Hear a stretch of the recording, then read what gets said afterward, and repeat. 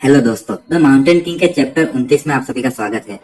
Last chapter के and में हमने देखा था कि जनरल लू वहां पर आता है और चेंग चैप्टर के एंड में कहता है कि हम इन्हें लूटेंगे। अब आगे फ्लाइंग टाइगर का हेड कहता है कि क्या उसने जूजी हाई में उस गांव में जो खून की नदी बही थी वो देखी नहीं थी, और उसने देखा नहीं कि जनरल लू के सोल्जर्स 100 से भी ज्यादा और वो सभी इलाइट है। और अगर उसने ये देखा है तो आखिर उसकी ये कहने की हिम्मत कैसे हुई कि लूटो। जनरल लू कहता है कि मैं 5 तक गिनूंगा और उससे पहले यहाँ पर सामने आओ और मेरे सामने घुटने देखो, तो मैं तुमने जो अभी कहा उसके लिए मैं तुम्हें माफ कर दूंगा। चेंग कहता है कि सभी अपने तीरों को तैयार करो। हम देखते हैं कि वहाँ पर किंगमैन उसी क्रॉसबो में एक बड़ा सा तीर लाद कर उसको पीछे खींचता है। लीनर वही ड्रम बजाती है जो वॉर के लिए था और किंगमैन उस तीर को छोड़ता है। हम देखते हैं कि वो तीर काफी ज्यादा फोर्स से जाता है और कई सारे सिपाहियों के आर पार हो जाता है। आगे जनरल लू कहता है कि हमारे घुड़सवार सभी है ना बिखर गए, सभी लोग उन कैरेज के पीछे जाके खुद को डिफेंड करो। और हम देखते हैं कि कुछ सिपाही शील्ड के साथ उस एरो के सामने से डिफेंड करने की कोशिश करते हैं, लेकिन वो तीर इतना ज्यादा पावरफुल होता है कि शील्ड को पार करके भी 2-3 सिपाहियों के आर पार निकल जाता है। सभी लोग चिल्ला रहे थे कि पीछे हटो, कैरेज के पीछे छुपो, जल्दी करो और रास्ते से हट जाओ। हम देखते हैं कि बहुत सारे तीरों की बारिश हो रही होती है और वो तीर सिर्फ एक सिपाही को नहीं लगते थे, वो एक को लगते थे और पीछे जाके दूसरे को भी लग जाते थे। जनरल लू अपने हाथ में रही उस छड़ी से एक तीर को नीचे गिराता है और सोचता है क्या है, अब ये तीर रुक गए, और आगे कहता है कि मेरे हुक्म पर सभी लोग जाकर इन सबको मार दो। और हम देखते हैं कि पूरी सेना टॉड विलेज की तरफ बढ़ रही होती है। चेंग कहता है कि किंगमैन मुझे उस जनरल का सिर चाहिए। किंगमैन कहता है कि समझ गया लीडर, और आपकी इच्छा पूरी की जाएगी। आगे हम देखते हैं कि किंगमैन सिर्फ एक भाले और एक घोड़े पर उस माउंटेन से नीचे उतरा और उसने उन सभी सिपाहियों के बीच में एक बहुत अच्छा सा बड़ा सा रास्ता बना दिया, लेकिन उसका लक्ष्य सिर्फ एक था, जनरल लू। और उससे भी ज्यादा क्या था, जो सिपाही ऊपर की तरफ हमला कर रहे थे वो किंगमैन के द्वारा जो भी जाल बिछाए गए थे उनमें है ना उनके घोड़ों के पैर अटक रहे थे और छुपे हुए तीरों से उन सब की मौत हो रही थी। टॉड विलेज में भी किसी को नहीं पता था कि किंगमैन ने आखिर कितने जाल बिछाए हुए हैं, और इसलिए वो अकेला जाके अटैक कर रहा था। और इसीलिए ऊपर से लेकर नीचे तक सिर्फ किंगमैन अकेला गया उस रोड पर, और बाकी सभी रोड भी पूरी तरह से जाल से भरे हुए थे। और इन सभी सिपाहियों के लिए ये 400 कदम की दूरी इनकी जिंदगी की सबसे लंबी दूरी बन गई। आगे चेंग कहता है कि मेरे पास जादुई ताकत है और आसमान से गिरो।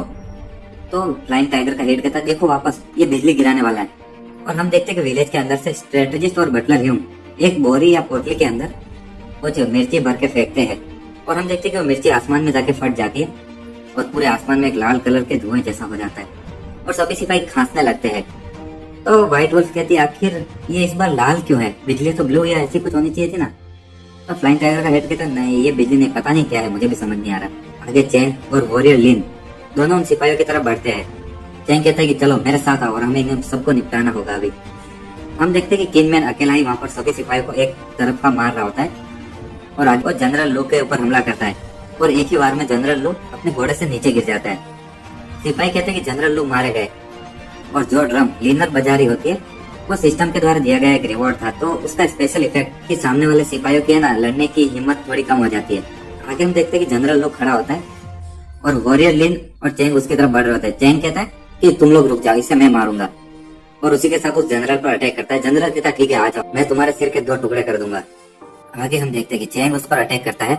जनरल अपने हाथ में रही छड़ी से उसके अटैक को रोकता है, लेकिन वो बहुत दूर तक फेंका जाता है, लेकिन वो जैसे तैसे अपने आप को रोकता है। और आगे वो कहता है भाइयों इन्हें मारने में मेरी मदद करो। चेंग कहता है कि क्या बोल रहे हो, आसपास देखो अब तुम्हारे कोई भाई नहीं है। तो जनरल लू अपने आसपास देखता है, वो देखता है कि सारे सिपाही जो उसके साथ आए थे वो सब मारे गए और अब सिर्फ किंगमैन, वॉरियर लिन और चेंग उसके सामने खड़े थे, और पीछे की तरफ टॉड विलेज था, तो उसके भागने का रास्ता भी पूरी तरह से बंद था। जनरल लू मन में सोचते कि ये कितनी बड़ी बेइज्जती है कि हमारे 100 से भी ज्यादा सिपाही सिर्फ इन 3 लोगों के द्वारा मारे गए, और अगर हालात ऐसे हो गए हैं तो भले ही ये मौत हो, लेकिन और आगे वो जोर से चिल्लाता है कि मैं तुमसे लड़ूंगा, और चेंग की तरफ बढ़ने लगता है। वॉरियर लिन अपने भाले से उसको एक झटके में नीचे गिरा देता है। आगे चेंग कहता है तुम्हें लगता है कि हमारे टॉड विलेज को खत्म करना इतना आसान है, और तुम्हें इसकी उम्मीद नहीं थी है ना। तुम अपने आप को भले कितना भी ताकतवर या सुपीरियर बताओ, लेकिन मैं ऐसे ताकतवर लोगों को धूल में मिलाना पसंद करता हूँ। और उसके मुंह पे एक लात मारता है तो जनरल लू पीछे जाके गिरता है। आगे चेंग उसके चेहरे पर अपनी कुल्हाड़ी रखते हुए कहता है कि मैं तुम्हारी कुत्ते जैसी जिंदगी को छोड़ दूंगा, चलो वापस जाओ और उस सुए बेंचुआन को एक मैसेज दे देना, वो जो चाहे वो सड़क लेकर जा सकता है, लेकिन अगर उसे इस सड़क से जाना होगा तो उसे हमसे निपटना होगा। तो वो जनरल कहता है कि क्या तुम हमारे ब्लैक रॉक सिटी के बदले से डरते नहीं हो। तो चेंग कहता है चलो उन सभी को आने दो। तो पीछे वो लड़का और लड़की खड़े हुए वो सब देख रहे होते। वो लड़की कहती है कि मैंने सही में नहीं सोचा था कि चैंग 100 से भी ज्यादा इलाइट लोगों को अपने 6 लोगों की ताकत से हरा सकेगा। आगे वो लड़का कहता है कि ये जनरल लू इतनी आसानी से ना नहीं हारा होता, लेकिन उसने अपने आप को दुश्मन से ताकतवर समझा और खुद को उस जाल में गिराया। और आगे कहता है कि वानर, तुमको वो कविता याद है जो चैंग ने लिखी थी? वो लड़की कहती है आखिर में वो कविता कैसे भूल सकती है, वो तो सिर्फ 9 ही तो शब्द थे। तो वो लड़का कहता है हाँ, हम वो कैसे ही भूल सकते हैं।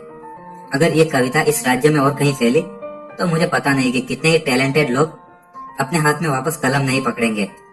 और ये बताने के लिए कविता कितनी अच्छी है मुझे पूरा आर्टिकल लिखना पड़ जाए। आगे हम देखते कि चैंग, वोरेलिन और किन तीनों खुशी खुशी वहां से आ रहे होते। और उस दिन बाकी सभी लुटेरे पीछे खड़े हुए देखते रहे जब टॉड विलेज ने वो सभी सोने और चांदी से भरे हुए कैरेज को अपने गांव में लिया। टोटल 10 कार्स थी, लेकिन कोई भी लुटेरा इनमें से एक भी लूटने की हिम्मत नहीं कर रहा था। आज टॉड विलेज ने इन सभी लुटेरों को अपनी ताकत दिखा दी थी और अब इससे कुछ फर्क नहीं पड़ता कि चैंग अपने हाथों से बिजली गिरा सकता है कि नहीं। बटलर यूं कहता है कि यहाँ पर 10 कार्ट्स भरी हुई है टोटल सामान से, और मुझे पता नहीं उन सब में क्या है, और काफी सारे हमें घोड़े भी मिले हैं। चैंग कहता है कि चलो ये सारी चीजें हमारे गांव में ले लो, और हाँ, ये सारी लाशों को इनमें से जो भी है ना उस जुजाई विलेज की है उसे वहां पर दफना दिया जाए। बटलर इन कहता है ठीक है। आगे चैंग कहता है सिस्टम बाहर आओ। सिस्टम कहती है कि मैं आ चुकी हूँ स्टेज पर, और आगे वो कहती है कि तुमने 10 बार लूटने का मिशन पूरा किया, बहुत अच्छा, ये काफी ज्यादा तेजी से पूरा किया तुमने। और आगे वो उसे ना 10 बार लूटी हुई चीजों की लिस्ट बताते हुए कहती है कि तुमने जो चीजें लूटी होगी ना उससे तुम्हारे सिस्टम की ग्रोथ का पता चलेगा। चलो मुझे देखने दो आखिर तुम क्या कर रहे थे जब मैं बिजी थी। तो आगे कहती है कि तुम्हें दूसरे मिशन में कुछ कॉपर के सिक्के मिले, तीसरे में एक खरगोश, चौथे में कुछ लकड़ियां, पांचवें में एक बटन, और सातवें में एक टूटी हुई घड़ी, और 8वें में तो तुमने है ना कुछ अनाज का लॉस किया है, और है ना 9वें में तो एक बंदे को है ना पहाड़ से नीचे ले जाने का रास्ता बताया। आखिर तुम लोगों को लूट रहे हो कि दान कर रहे हो? और आगे वो कहती वाह, 10वीं बार एक 10 कार्ड का गिफ्ट। तो सिस्टम कहती कि चलो फियर सिस्टम मतलब डर का सिस्टम चालू हो जाओ। 10 बार लूटना कंप्लीट हुआ और कंडीशन पूरी हुई। और आगे कहती है कि चलो बाहर आओ, कमांडर अपॉइंटमेंट के स्टेज। और हम देखते हैं कि एक बहुत बड़ा सा स्टेज जैसा बन जाता है। चैंग कहता है कि आखिर ये तो, आगे सिस्टम कहती है कि डर वाले स्टेज को अभी लॉक किया जा रहा है जब तक कि आपकी फेयर वैल्यू 10,000 तक नहीं पहुंच जाती, और उसके बाद ये स्टेज आपके लिए खुल जाएगा। चैंग मन में सोचता है कि ये कोई मिलिट्री स्टोर है, और अभी की मेरी फेयर वैल्यू 3,000 है, मतलब कि डर की वैल्यू, मैं इसको फेयर वैल्यू ही कहूंगा, और अभी मुझे 7,000 और चाहिए ताकि मैं टारगेट तक पहुंच सकूं। वो कहता आखिर मैं ये डर की वैल्यू कैसे बढ़ाऊं। और आगे वो स्ट्रेटेजिस्ट की तरफ देखते सोचता क्यों ना मैं एक एक्सपेरिमेंट करूं, और पीछे से जाकर एकदम से स्ट्रेटेजिस्ट को डरा कर कहता है कमांडर। स्ट्रेटेजिस्ट कहता बिग बॉस आखिर आप क्या कर रहे हो? तो चैंग कहता है कि कोई बात नहीं, सब कुछ ठीक है। तो उसको एक नोटिफिकेशन आती है, आपको एक फियर मिलता है, मतलब एक डर का पॉइंट। बटलर इन कहता है कि बिग बॉस ये सब क्लियर हो गया है। उन 10 कार्ड्स में से 3 कार्ड्स में जानवरों की है ना चमड़ी थी, 2 कार्ड्स में कुछ चांदी थी, और बाकी 2 कार्ड्स में बहुत सारी जड़ी बूटियां, और बाकी 3 कार्ड्स में भी बहुत सारा इंपॉर्टेंट सामान, और उन सब को छोड़कर हमें कई सारे घोड़े और बहुत सारे हथियार भी मिले हैं। चैंग कहता है कि क्या हम उन सब चीजों को यूज कर सकते हैं? तो बटलर इन कहता है कि हाँ, उनमें से ज्यादातर को हम यूज कर सकते हैं, लेकिन बहुत ज्यादा टाइम तक नहीं। सर्दियां आ रही है और अब तो हमें खाने की और ज्यादा जरूरत पड़ेगी। चैंग कहता है क्या अब ये टाइम आ गया कि हम इन चीजों को खाने के बदले में एक्सचेंज करें? तो बटलर हिम कहता है लेकिन हमारे पास कोई रास्ता नहीं है ना बदलने का। चैंग कहता है कि पहले हमारे पास एक रास्ता हुआ करता था, लेकिन जब से हमारे टॉड विलेज की ताकत बढ़ी है लोग इस रोड से आना ही बंद कर चुके हैं, तो अब देखना पड़ेगा क्या कर सकते हैं। बटलर कहता है क्यों ना आप मिस सू के साथ एक्सचेंज करने की ट्राई करें। चैंग कहता है कि सू यिंग, उसके वो परिवार की प्रॉब्लम अभी तक सॉल्व नहीं हुई है, और अभी तक उसने जो चीजें हमें भेजने का वादा किया था वो भी तो पूरी तरह से नहीं भेजी। क्या वो हमें चीट करना चाहती है? बटलर हिम कहता है कि क्या ऐसा हो सकता है कि वहां पर कोई प्रॉब्लम हो रही हो? चैंग कहता है कि कुछ कहा नहीं जा सकता, मुझे बाद में जाकर देखना होगा ये पता लगाने के लिए। तो आगे वो मन में सोचता है कि उसके वापस गांव जाने के बाद से अभी तक कोई न्यूज नहीं आई, और मुझे पता भी नहीं है कि मैंने उसको जो मिर्ची दी थी उसका उस सिटी में क्या हाल चल रहा है। आखिर सोइंग क्या हुआ? क्या उसकी सौतेली माँ से निपटना इतना मुश्किल है? आगे हम देखते कि उसी दिन चैंग उस लड़के सिंह हाई से मिलने जाता है, लेकिन वो देखता है कि वो दोनों भाग गए हैं। वो कहता है तो इस बार वो लोग भागे गए, और आगे वहाँ पर एक खत पड़ा होता है, उस पर लिखा होता है ब्रदर चैंग, आज हम अलविदा कहेंगे, मैं आपसे इस दुनिया में वापस फिर कभी मिलूंगा। आगे चैंग वो एक तलवार को हाथ में लेता है। चैंग को हमेशा से एक अच्छी तलवार चाहिए थी, और वो हमेशा से ऐसे सपने देखता था कि वो किसी को लूटते टाइम एक अच्छी सी तलवार में शो ऑफ कर सके। लेकिन इतने ज्यादा टाइम के बाद भी उसको एक तलवार नहीं मिली। और हमें पता ही है क्यों नहीं मिली इतने टाइम तक, क्योंकि इस जमाने में एक तलवार इतना भी कोई खास हथियार नहीं था लड़ने के लिए, तो बिल्कुल नहीं। इस जमाने में जो टेक्नोलॉजी थी उससे आप इमेजिन कर ही सकते हो कि एक तलवार ज्यादा से ज्यादा कितनी ताकतवर हो सकती है। और थोड़ी बार कट करने के बाद वो तलवार पूरी तरह से टूट जाएगी या फिर उसकी धार खत्म हो जाएगी। तो इस जमाने में जब कोई जनरल लड़ाई में जाता है तो वो ज्यादातर बड़े बड़े भाले, चाकू या फिर सिर्फ एक लकड़ी जैसा लेके जाते हैं लोहे की। और कोई फर्क नहीं पड़ता कि ये है ना नुकीला है या नहीं, अगर इसका वजन सही है तो इससे लोगों को मारा जा सकता है।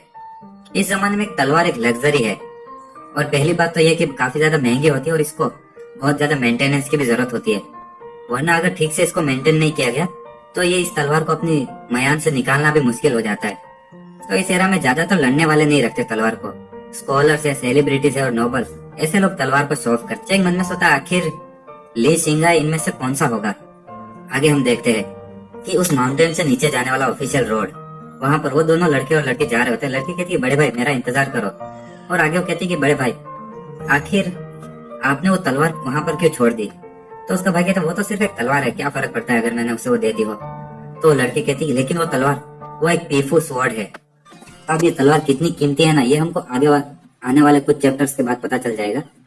और हाँ, ये दोनों लोग भी कोई आम लोग नहीं है और मैं स्पॉइल नहीं करूंगा। अगर आपको वीडियो पसंद आया तो लाइक, शेयर एंड सब्सक्राइब कर दीजिएगा। मैं डेली इस वीडियोस लाता रहूंगा।